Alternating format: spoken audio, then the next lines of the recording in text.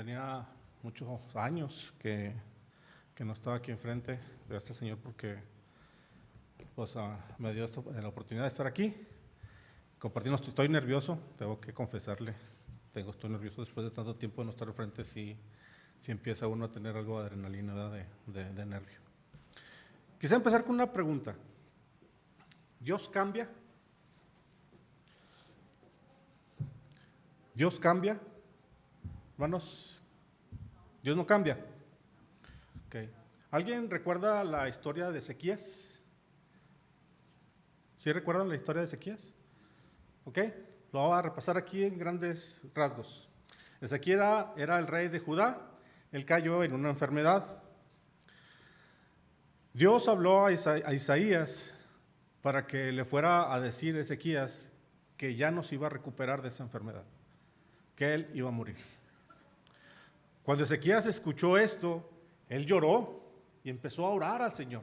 Él empezó a orar a Dios. Y apenas iba saliendo Isaías, dice en el pórtico, apenas saliendo, y Dios le habló a Isaías y le dijo: dile a Ezequías que he escuchado su oración, he escuchado su llanto, por lo tanto le agregaré 15 años. Y 15 años le dio. Ahora, la pregunta es aquí, ¿cambió Dios? Primero le ordenó a Isaías que le dijera que iba a morir. Y después le dijo que había escuchado su oración, que siempre no iba a morir, que le iba a dar 15 años. ¿Dios cambió? Si leyéramos simplemente este pasaje, podríamos decir, pues sí, Dios cambia. Pero no es así. Nosotros tenemos que estudiar las características de Dios, las perfecciones de Dios, y podemos saber que Dios no cambia. En Salmo 102 podemos encontrar que Dios es eterno. En Isaías 41 podemos ver que fue el primero y el último. En Hechos 1, que Él es incorruptible.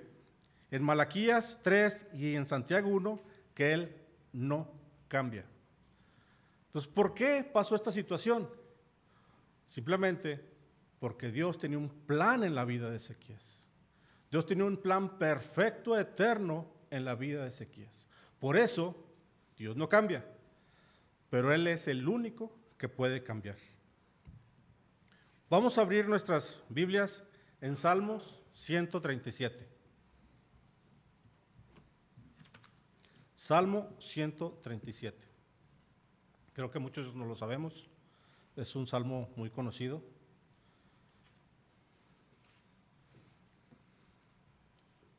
¿Sí lo tenemos? Vamos a leer todos juntos. Junto a los ríos de Babilonia, ahí nos encontramos y aún llorábamos, acordándonos de Sión. Sobre los sauces en medio de ella colgábamos nuestras arpas, y los que había llevado cautivos nos pedían que cantésemos, y los que nos habían desolado nos pedían alegría, diciendo: cantadnos algunos de los cánticos de Sión. ¿Cómo cantaremos cánticos de Jehová en tierra de extraños? Si me olvidare de ti, oh Jerusalén, pierda mi destreza, mi lengua se pegue a mi paladar. Si de ti no me acordare, si no enalteciere a Jerusalén, ¿cómo pretendo? Oh Jehová, recuerda contra los hijos de Edom el día de Jerusalén, cuando hacían arrasarlas hasta los cimientos. Bienaventurada el que tiene dichoso el que teme tus niños contra la fe. Para tener un poco de contexto, hermanos, después de que Dios liberó al pueblo de Israel de Egipto, Él los llevó a la tierra prometida, donde se asentaron. Pero poco después de que se asentaron, ellos pidieron un rey. Dios era su rey, pero ellos pidieron un rey terrenal. Y Dios les dio ese rey. Sin embargo, si nosotros leemos el libro de Reyes, podemos ver algo que se repite en cada rey. ¿Saben cuál es lo que se repite en cada rey? e hizo lo malo ante los ojos de Jehová. E hizo lo malo ante los ojos de Jehová. El pueblo fue rebelde, duro de corazón, y Dios mandó a sus profetas por años para que rectificaran su mal camino, pero ellos no escucharon a ninguno y seguían en su desobediencia a Dios. Así que Dios les mandó a Jeremías con la profecía de su castigo. Esto viene en Jeremías 25 del 1 al 11. Vamos a leerlo, hermanos. Jeremías 25 del 1 al 11.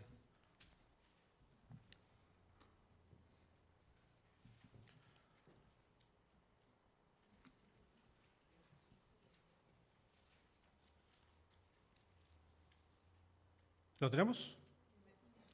Leámoslo juntos.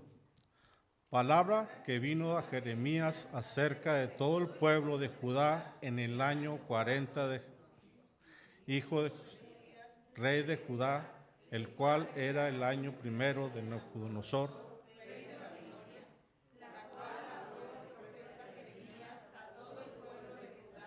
y a todos los moradores de Jerusalén, diciendo: desde el año 13 de Josías, hijo de Amón, rey de Judá, hasta ese día, que son 23 años, ha venido a mí palabra de Jehová, y hablando desde temprano y sin cesar, pero no oísteis. Y vio Jehová a vosotros, todos tus siervos, los profetas, enviándoles desde temprano y sin cesar, pero no oísteis, ni inclinasteis vuestros oídos para escuchar, cuando decían: volvamos ahora de vuestro mal camino y de la maldad de vuestras obras, y moriréis en la tierra que os dio Jehová a vosotros y a vuestros padres para siempre. Y no vayáis en pos de dioses ajenos, sirviéndoles y adorándoles, ni me provoquéis a ira con la obra de vuestras manos, y no os haré mal. Pero no me habéis oído, dice Jehová, para provocar a ira a la obra de vuestras manos para mal vuestro.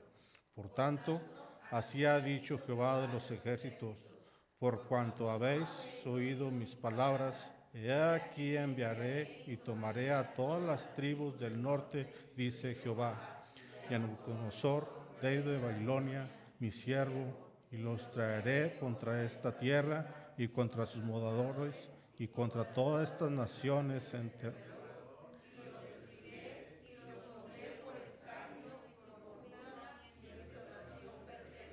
y haré que desaparezca de entre ellos la voz de gozo, la voz de alegría, la voz de desposada, ruido de molino y luz de lámpara.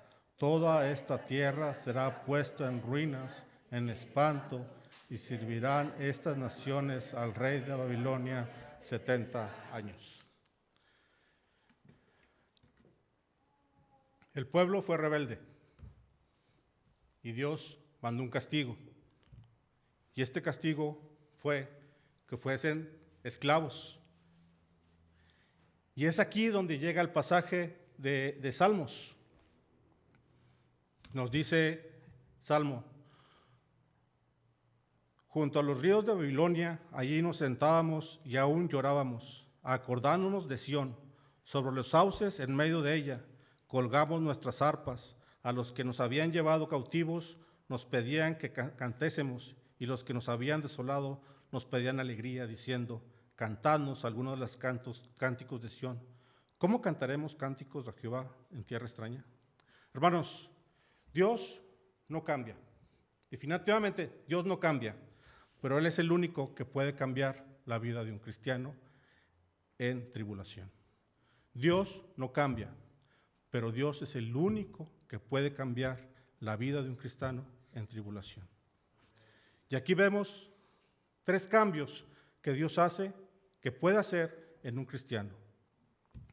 Dios puede cambiar, Dios no puede cambiar, pero solo Él puede cambiar el llanto en consuelo. Aquí vemos una escena, la mayoría hemos visto en cánticos, de hecho es un canto, esta escena. El pueblo estaba cautivo en Babilonia. Estaba cautivo por consecuencia de sus pecados, por su necedad, su desobediencia a Dios. Al estar prisioneros estaban recordando con tristeza a Sión. Ellos recordaban cómo tocaban, cómo cantaban cánticos a Dios, pero por la situación en la que estaban no podían tocar, no podían cantar, no podían alabar a Dios. Su situación no les permitía adorar a Dios. ¿Cómo podrían estar alegres?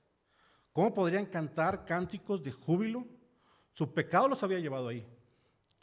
Ellos estaban en esa situación porque habían pecado contra Dios y estaban arrepentidos. Estaban acordándose cómo era que cantaban y tocaban cánticos a Dios.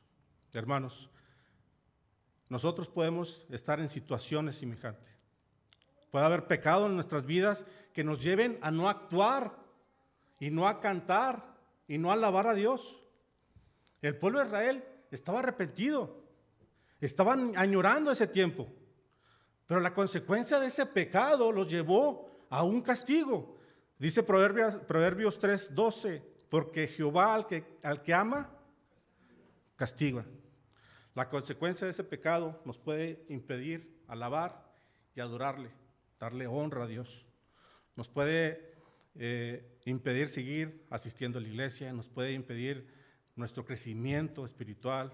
Si en realidad, hermanos, somos redimidos por nuestro Señor y si en realidad somos hijos de Dios, esa situación nos debería llenar de tristeza, nos debería llenar de llanto.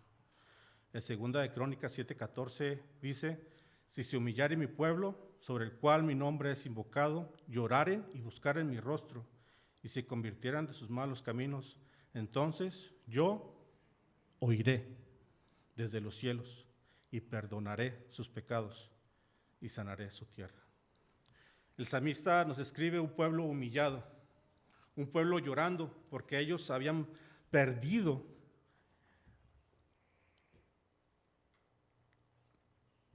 la oportunidad en ese momento de alabar a Dios.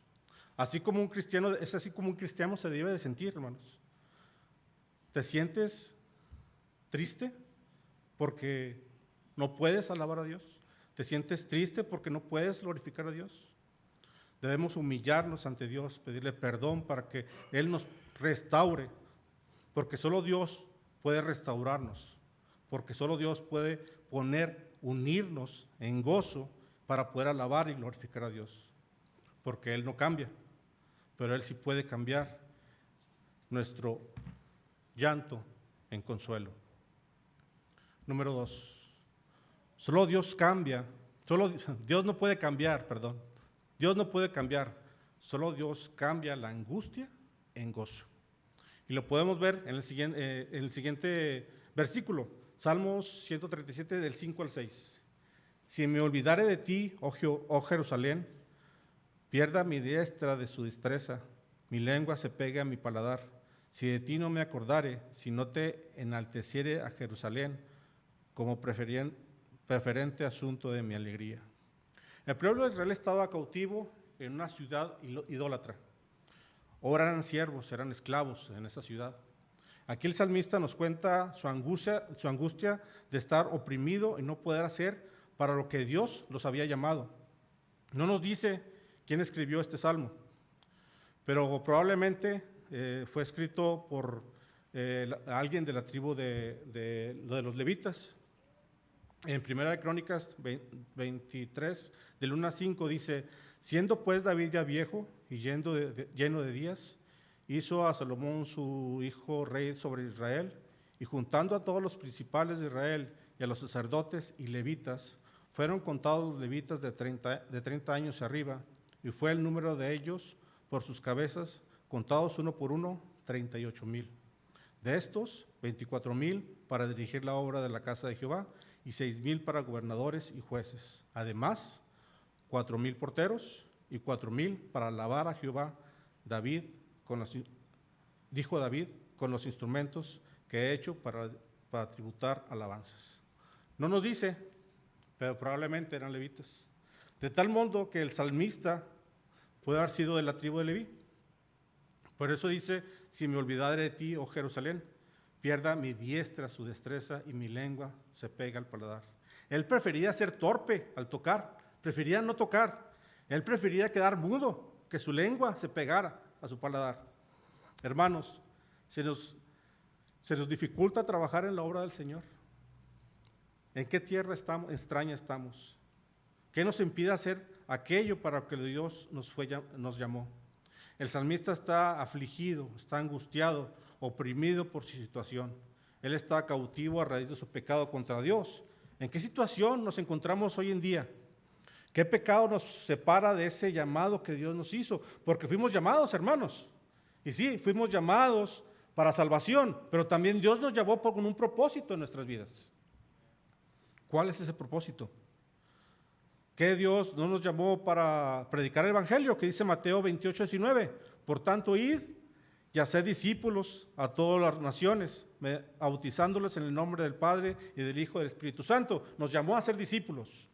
¿Qué no nos llamó a predicar el Evangelio? En Marcos 16:15 dice, y les dijo, id por todo el mundo y predicar el Evangelio a toda criatura.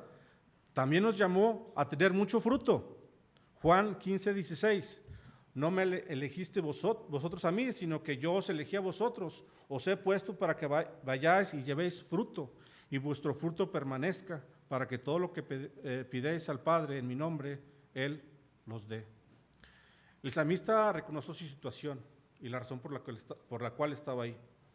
Él vio en su interior y vio que no podía hacer para lo que fue llamado.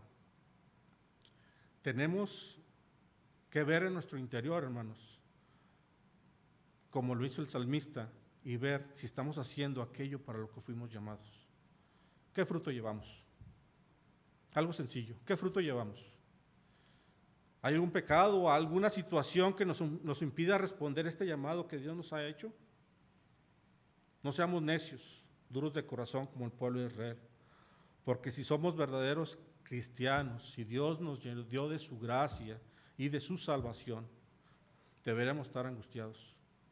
Si al ver dentro de nosotros y nos damos cuenta que no llevamos ningún fruto y no estamos obedeciendo a Dios en aquello para el cual fuimos llamados, debemos de ponernos a pensar y ponernos a hablar interiormente, decir, ¿qué estoy haciendo?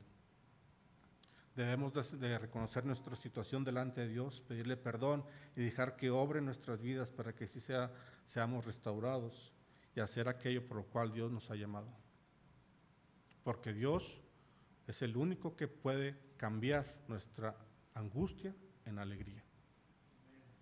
Número 3. Solo Dios cambia la esclavitud en libertad.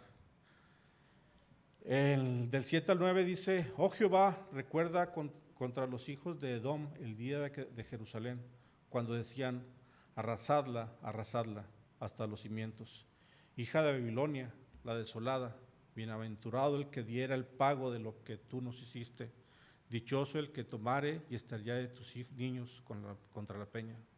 Al final de este salmo, el salmista dice duras palabras contra Babilonia.